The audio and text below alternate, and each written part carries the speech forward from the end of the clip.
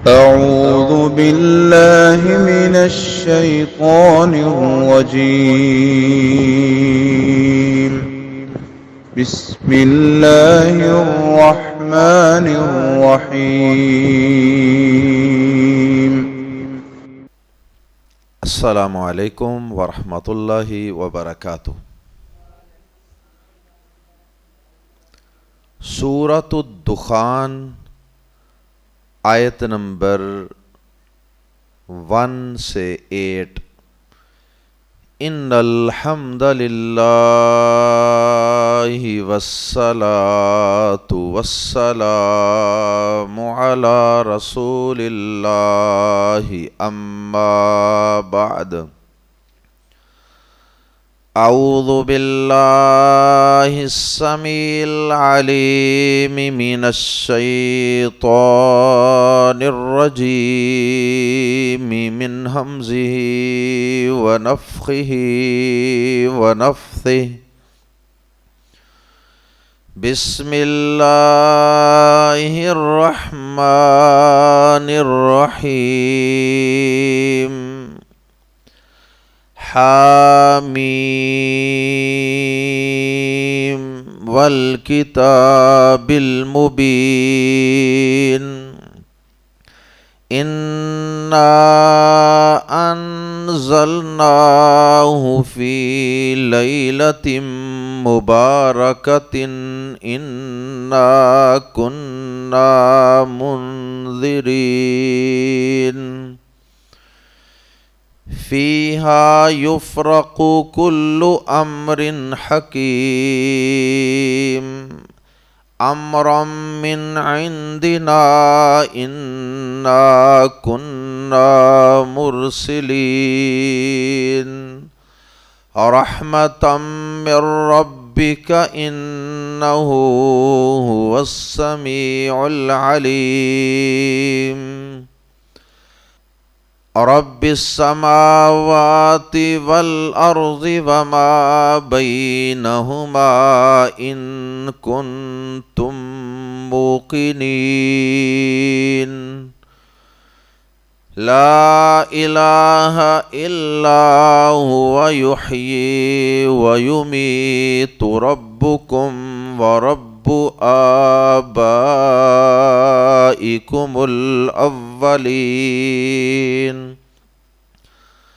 بل ہم فی شک یلعبون۔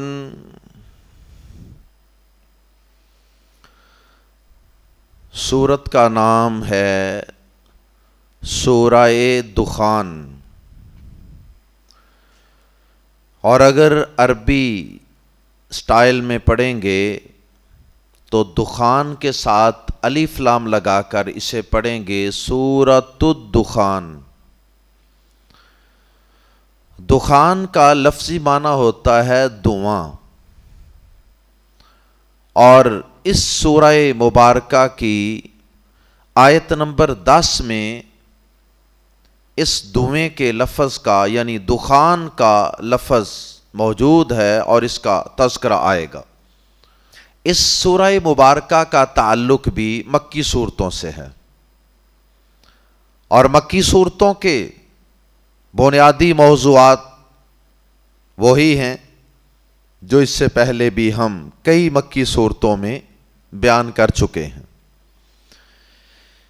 اس چھوٹی سی سورہ مبارکہ میں 3 رکوع ہیں اور 59 آیات ہیں، 59 ورسز ہیں، اور اس سورہ مبارکہ کے دیگر مکی صورتوں کی طرح جو بنیادی مضامین ہیں وہ تو ہیں ہی، اس کے ساتھ چند اہم موضوعات کی طرف میں توجہ دلائے دیتا ہوں جو اس سورہ مبارکہ کے بنیادی مضامین ہیں اور جو اس سورہ مبارکہ کا تعارف ہیں۔ سب سے پہلے تو آج پڑھا جانے والا جو پہلا سبق ہے، اس پہلے سبق میں انشاءاللہ ہم اس بات کو پڑھیں گے کہ قسمت کے، رزق کے، زندگی موت کے فیصلے کس رات میں ہوتے ہیں۔ اس سورہ مبارکہ کا ایک بنیادی مضمون یہ بھی ہے۔ پھر اس کے بعد اس سورہ مبارکہ میں یہ بھی بتایا جائے گا کہ قرآن مجید کب نازل ہوا، اور پھر اس سورہ مبارکہ میں آسمان پر چھا جانے والے ایک دھویں کا تذکرہ ہے، اور پھر اس سورہ مبارکہ میں البطشۃ الکبریٰ، بہت بڑی پکڑ، بلکہ یوں کہہ لیجئے سب سے بڑی پکڑ، اس کا تذکرہ، البطشۃ الکبریٰ، بڑی پکڑ، جیسے آتا ہے نا ان بطش ربک لشدید، تیرے رب کی پکڑ، گرفت بڑی شدید ہے۔ تو اس میں ایک لفظ آئے گا البطشۃ الکبریٰ، سب سے بڑی پکڑ اور گرفت، اللہ محفوظ فرمائے۔ تو اس کی بھی وضاحت ہم انشاءاللہ پڑھیں گے۔ پھر سورہ مبارکہ میں قوم بنی اسرائیل کا تذکرہ ہے۔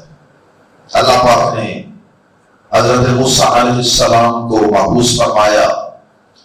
پھر اس سورہ مبارکہ میں انتہائی اختصار سے قوم توبہ کا ذکر ہے، اور پھر اس سورہ مبارکہ کے آخری حصے میں کفار و مشرکین اور اللہ کے نافرمانوں اور باغیوں کے لیے جہنم کے شدید ترین عذابوں کا تذکرہ، انہیں کھانے کے لیے کیا ملے گا، پینے کے لیے کیا ملے گا، اور دیگر سزاؤں کا، ہولناک سزاؤں کا تذکرہ ہے، اللہ محفوظ فرمائے۔ اور پھر متقین اور ایمان والوں کے لیے جنت کی عظیم و شان نعمتوں کے تذکرے۔ آئیے اس سورہ مبارکہ کے پہلے سبق کی طرف بڑھتے ہیں۔ آج تلاوت کی جانے والی پہلی 8 آیات، ان پہلی 8 آیات میں سب سے پہلے تو تذکرہ ہے قرآن مجید کے نزول کا، اور اس کی صداقت و حقانیت کا، اور اس کے اللہ کی طرف سے منزل ہونے کا۔ پھر اس میں تذکرہ ہے اس رات کا جس میں قسمت کے فیصلے ہوتے، رزق کے فیصلے، زندگی اور موت کے فیصلے ہوتے، اور پورے ایک سال کے نہایت اہم فیصلے اللہ پاک فرشتوں کے حوالے کر دیتے، اگرچہ وہ سارے فیصلے لوح محفوظ میں پہلے سے موجود ہیں، لیکن لوح محفوظ سے ایک سال تک کے لیے اہم فیصلے اللہ پاک فرشتوں کے حوالے کر دیتے ہیں، اور انہیں ان کی ذمہ داریاں سونپ دیتے ہیں۔ اور پھر اس سورہ مبارکہ کے اس پہلے سبق میں اللہ پاک نے آخری آیات میں اپنی توحید کا، اپنی ربوبیت کا، اور اپنی الوہیت کا، اپنے سچے معبود اور الہ ہونے کا تذکرہ کیا۔ آئیے قرآن مجید کے الفاظ میں پڑھتے ہیں۔ بسم اللہ الرحمن الرحیم۔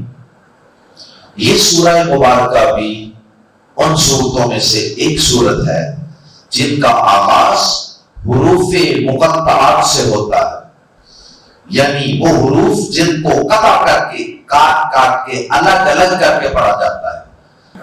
حامیم، اب ان کو ہم نہیں پڑھیں بلکہ ہا والا اور میم کو الگ سیپریٹ کر کے پڑھیں گے، اس لیے ان حروف کو حروف مقطعات کہا جاتا ہے۔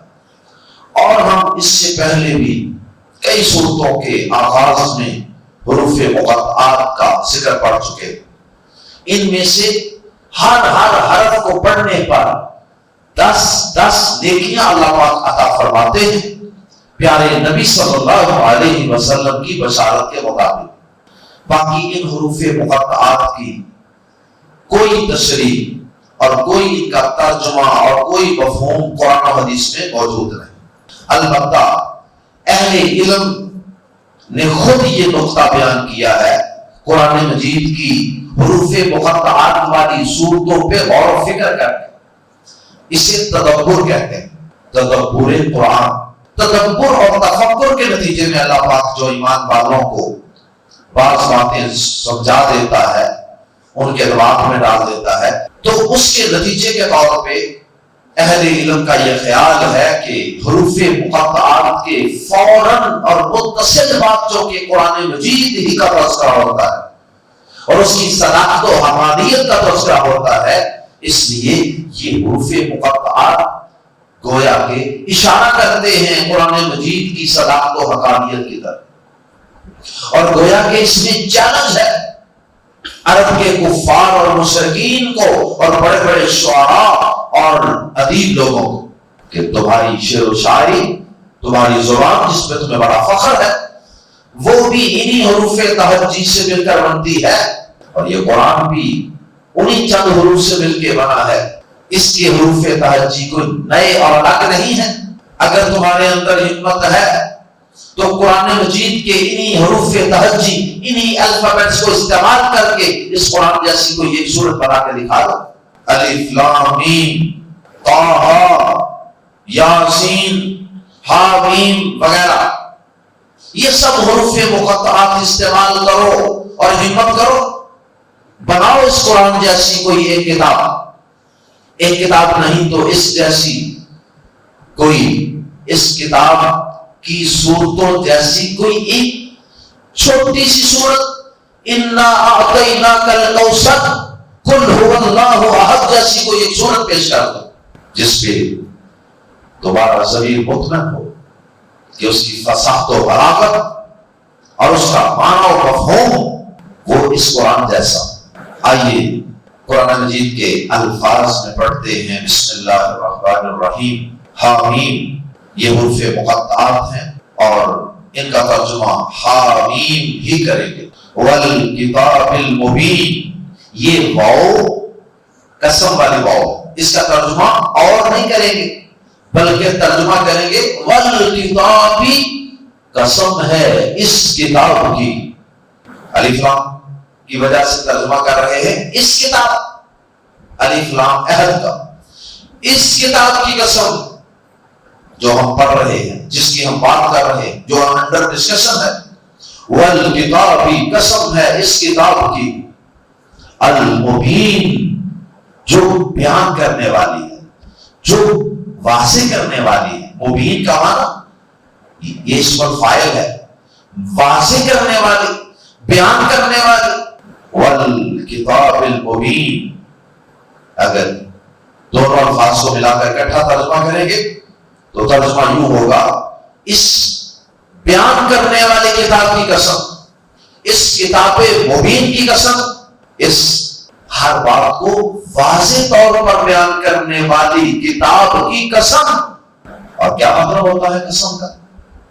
ایک مقصد ہوتا ہے یقین پیدا کرنا، سننے والے کو یقین آتا ہے، اور ایک معنی ہوتا ہے جس چیز کی قسم کھائی جا رہی ہے اس کو بطور گواہی کے، بطور دلیل کے پیش کرنا، جو آگے بات آ رہی ہے اس کی دلیل کے طور پہ پیش کرنا۔ آگے چونکہ قرآن مجید کے نازل ہونے کا تذکرہ ہے اللہ کی طرف سے، تو اس قسم کو بطور شاہد کے، بطور دلیل کے، بطور پروف کے پیش کیا کہ اس کتاب کے اگر مضامین پہ غور کرو گے، اس کتاب کے اندر جس طرح اللہ پاک نے حقائق کو کھول کھول کے واضح کر کر کے لوگوں کے سامنے رکھ دیا ہے، تو اس کتاب کے مضامین کا واضح اور روشن اور کلیئر کٹ اور عام فہم ہونا، یہ اس بات کی بذات خود ایک بہت بڑی دلیل ہے کہ یہ کتاب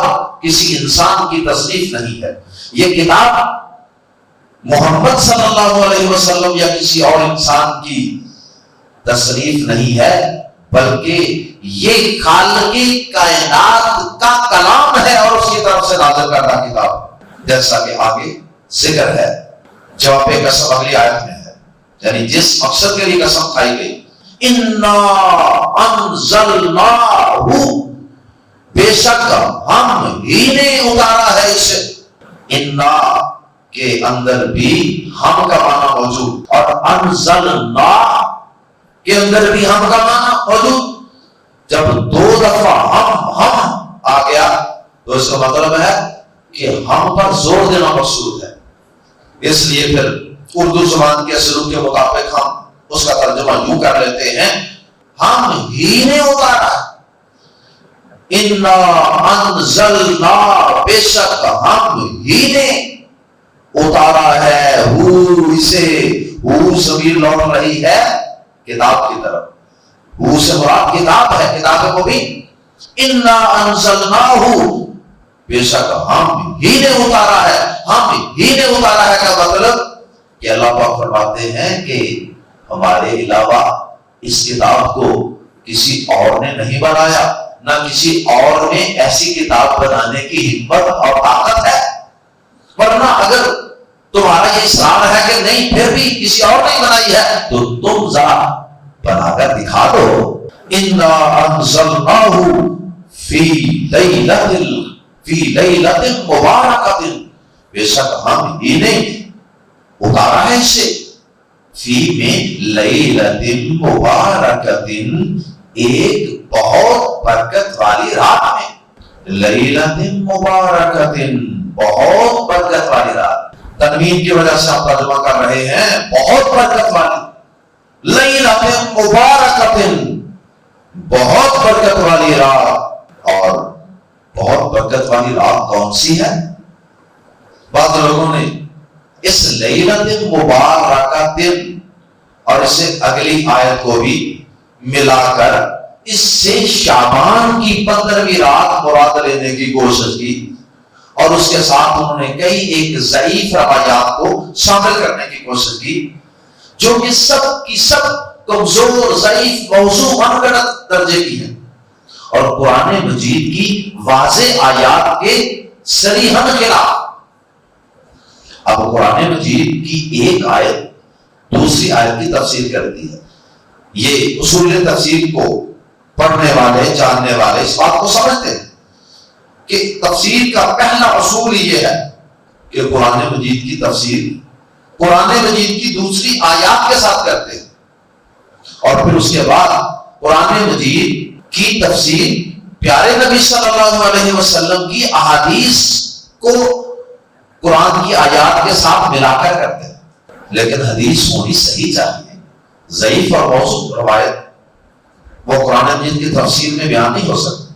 تو خیر یہاں اللہ پاک نے کہا کہ انا انزلناہ فی لیلۃ مبارکۃ، ہم نے اسے ایک بڑی برکت والی رات میں اتارا. اور دوسرے مقام پہ سورۃ القدر 30ویں پارے میں آئے گی، مشہور سورت ہے. اس میں اللہ پاک کیا فرماتے ہیں؟ بسم اللہ الرحمن الرحیم. وہاں اللہ تعالیٰ فرماتے ہیں انا انزلناہ فی لیلۃ القدر، بے شک ہم نے اسے اتارا ہے فی لیلۃ القدر. وہاں بھی یہی الفاظ ہیں انا انزلناہ فی لیلۃ القدر، قدر والی رات میں اتارا، جسے شب قدر ہم کہہ دیتے ہیں. اللہ اکبر.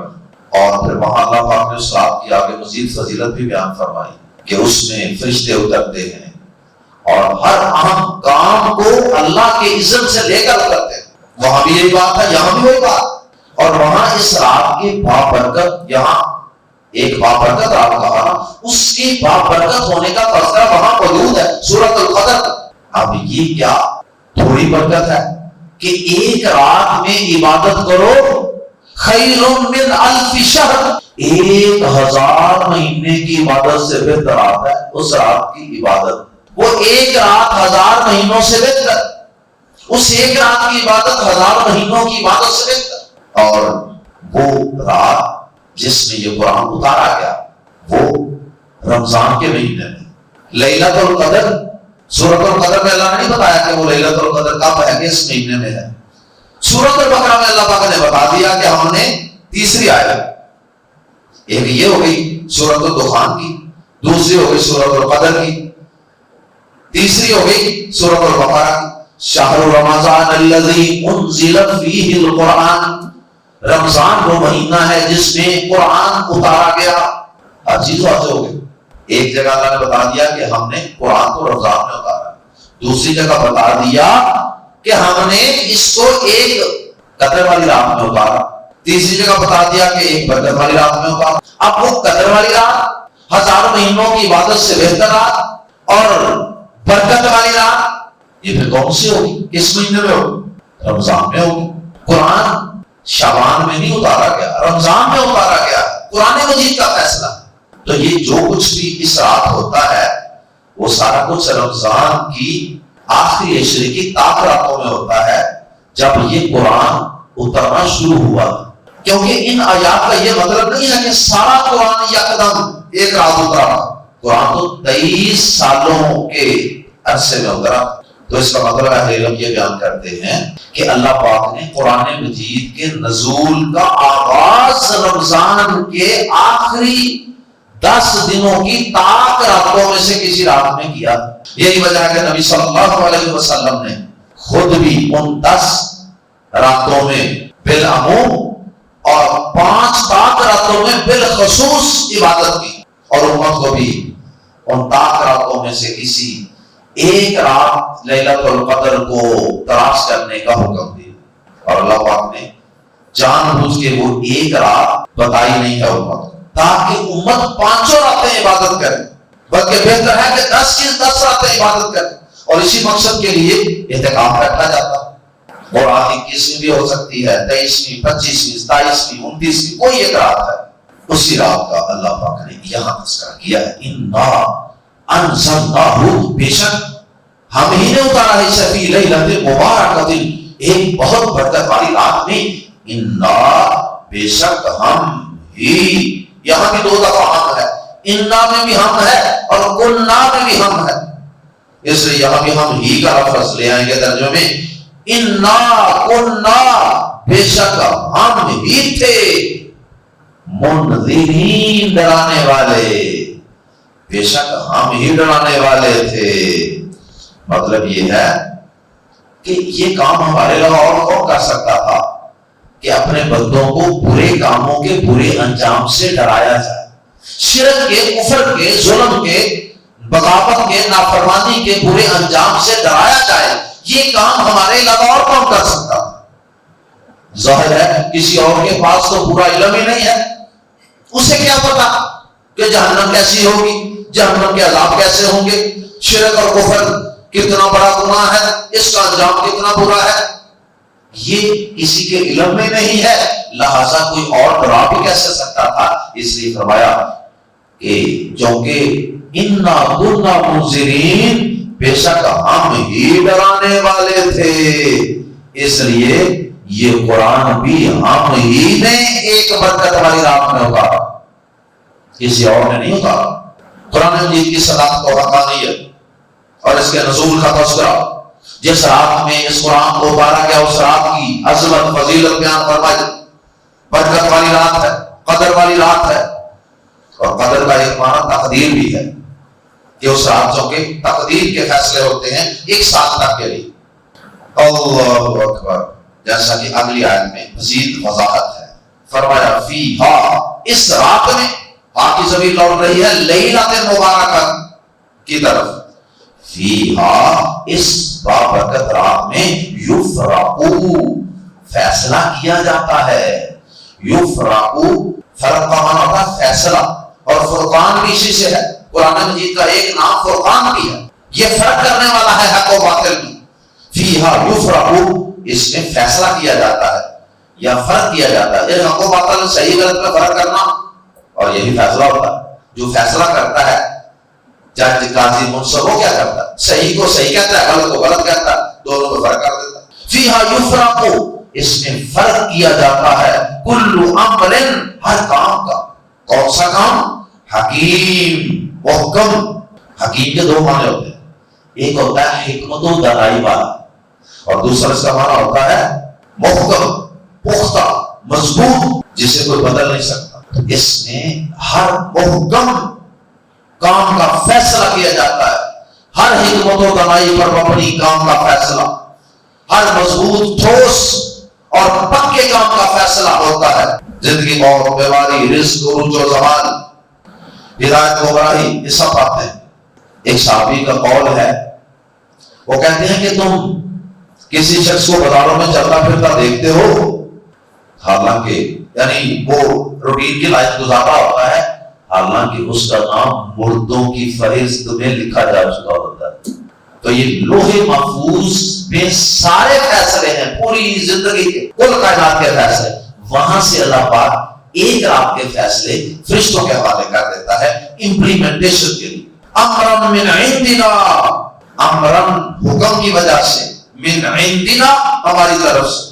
یہ فیصلے جو اس رات ہوتے ہیں نا، یہ کس وجہ سے ہوتے ہیں؟ امرن ہمارے حکم کی وجہ سے، من عندنا جو ہماری طرف سے ہوتا ہے، امرن من عندنا ہماری طرف سے آنے والے حکم کی وجہ سے ایسا ہوتا ہے۔ اور وہاں سورۃ القدر میں بھی یہی ہے کہ فرشتے اترتے ہیں ہر ہم کام کو لے کر امپلیمنٹیشن کے لیے، نفاذ کے لیے، بِإِذْنِ رَبِّهِمْ مِنْ كُلِّ أَمْرٍ، اپنے رب کے حکم کے ساتھ ہر کام کو لے کر، ہر آرڈر کو لے کر۔ آگے فرمایا إِنَّا كُنَّا مُرْسِلِينَ، بے شک ہم ہی بھیجنے والے ہیں، یعنی جو فرشتے ہیں ان کو بھی ہم ہی بھیجتے ہیں، اور جو انسانوں میں سے انسانوں کی رہنمائی کے لیے رسول آتے ہیں انہیں بھی بھیجنے والے ہم ہی ہیں۔ اور رحمت من ربک، یہ قرآن کا اترنا اور رسولوں کو مقرر کر کے ان کے ذریعے اپنا پیغام تو تک پہنچانا، یہ رحمت کی وجہ سے ہے، رحمت کے باعث ہے، من ربک، تیرے رب کی طرف سے، یہ تیرے رب کی رحمت کے باعث، کیونکہ وہ رب ہے نا، اور رب کا معنی ہوتا ہے پیدا کر کے ہر طرح کی ضروریات پوری کرنے والا۔ اور ضروریات میں صرف مادی ضروریات ہی نہیں ہوتی کہ کھانا پینا، کپڑے، لباس، یہ صرف یہ چیزیں نہیں ہوتی جو رب پوری کرتا ہے، بلکہ رب وہ ہوتا ہے جو انسان کی روحانی ضروریات بھی پوری کرتا ہے، اس کی ہدایت اور گمراہی کے متعلق جو ضروریات ہیں، اس کو رہنمائی کی ضرورت ہے، اس کو صحیح اور غلط راستے کا پتہ ہونا چاہیے، یہ ضرورت بھی اللہ پاک پوری کرتا ہے، یہ ضرورت پوری کرنا بھی رب کا کام۔ اس لیے فرمایا رحمت من ربک، یہ بھی تیرے رب کی رحمت کا تقاضا ہے، تیرے رب کی رحمت کے باعث ہے۔ انہ علت کے لیے آتا ہے، سبب بیان کرنے کے لیے، اس میں یقین بھی ہوتا ہے لیکن ساتھ علت اور سبب بھی ہوتا ہے۔ انہ بے شک وہ، لیکن آگے ہوا بھی آ گیا، تو اس لیے ایک ضمیر، دو ضمیریں آ گئی، ہو اور ہوا، دونوں سے مراد اللہ پاک، تو ایک کی وجہ سے ہم اس میں ہی کا معنی پیدا کر دیں گے۔ انہ ہوا، یقیناً وہ ہی، السمیع، سب کچھ سننے والا، العلیم، سب کچھ جاننے والا۔ کیوں نہ وہ اپنی رحمت سے کتابوں کو نازل کرتا، کیوں نہ وہ اپنی رحمت سے رسولوں کو بھیجتا، انسانوں کی ہدایت کے لیے، رہنمائی کے لیے، گائیڈ لائن کے لیے اس نے بھیجنا تھا، اس لیے کہ یقیناً وہ بندوں کی سب باتوں کو سنتا بھی ہے، جانتا بھی ہے۔ اس قرآن کے اترنے سے پہلے لوگ جو کچھ بول بکتے تھے، گمراہی والے، شرک والے، کفر والے، بے حیائی والے، وہ سارے کاموں کو اللہ جانتا تھا، سنتا بھی تھا، تو پھر اسے پتا تھا کہ انسانوں کو رہنمائی کے لیے رسول کی کتاب کی ضرورت، اس لیے اس نے کتاب کو نازل کر دیا اور پیغمبر آخر الزمان صلی اللہ علیہ وسلم کو مبعوث کر دیا۔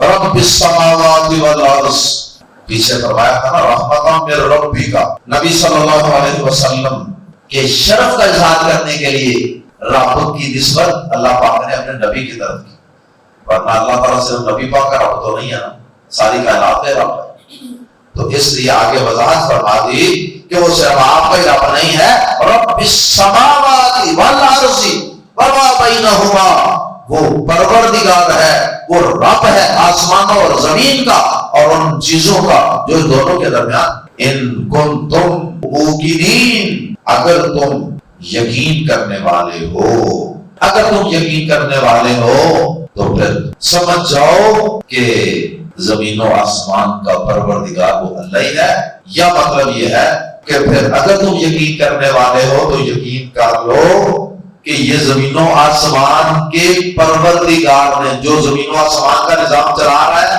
ان کی ضروریات پوری کر رہا ہے، اسی نے تمہاری روحانی ضرورت کو پورا کرنے کے لیے آسمان سے یہ کتاب بھیجی ہے۔ یقین کر لو کہ یہ اس کی بھیجی ہوئی کتاب ہے. لا الہ الا ہو، کوئی الہ نہیں مگر الا ہو، یا الا ہوا مگر وہی، یحیی و یمیت، وہی زندہ کرتا ہے، وہی زندگی بخشتا ہے، و یمیت، اور موت دیتا ہے. زندگی موت کا مالک اور اختیار بھی اسی کے پاس ہے. عبادت کے لائق بھی صرف وہی. اس میں توحید الوہیت کا ذکر ہے کہ جو زمین و آسمان کو پیدا کر کے ان کا نظام چلا رہا ہے، عبادت کے لائق بھی وہ اللہ ہی ہے. اور جو زندگی اور موت کا مالک ہوتا ہے نا، عبادت بھی اسی کی کرتے ہیں. تو جو اپنی زندگی موت پر اختیار نہیں رکھتا، اس کی عبادت کرنے کا بھی کوئی انسان کو حق نہیں پہنچتا. وہ معبود کیسے ہو سکتا ہے؟ اور ربکم، وہ تمہارا بھی پروردگار ہے، ورب آبائکم، اور تمہارے باپ دادا کا بھی رب ہے. الاولین، پہلے پرانے صدیوں پہلے جو تمہارے باپ دادا تھے نا، ان سب کا بھی، جتنے بھی اب سے لے کے پیچھے پیچھے پیچھے جاتے جاؤ نا، تو حضرت آدم علیہ السلام کا، تم اور تمہارے پہلے باپ دادا کا رب بھی وہ اللہ ہی ہے. ان سب کا رب، ان سب کی ضروریات پوری کرنے والا وہ اللہ ہی ہے. اس لیے عبادت کے لائق بھی صرف وہ ایک اللہ ہی ہے. اور تمہاری روحانی ضرورت کو پورا کرنے کے لیے، تمہاری ہدایت کے لیے آسمان سے اس کتاب کو نازل کرنے والا بھی وہ اللہ ہی ہے. اللہ ہمیں قرآن مجید پر ایمان لانے کی اور اس کو سمجھنے، پڑھنے اور عمل کی توفیق عطا فرمائے. سبحانک اللہم و بحمدک، اشہد ان لا الہ الا انت، استغفرک و اتوب الیک.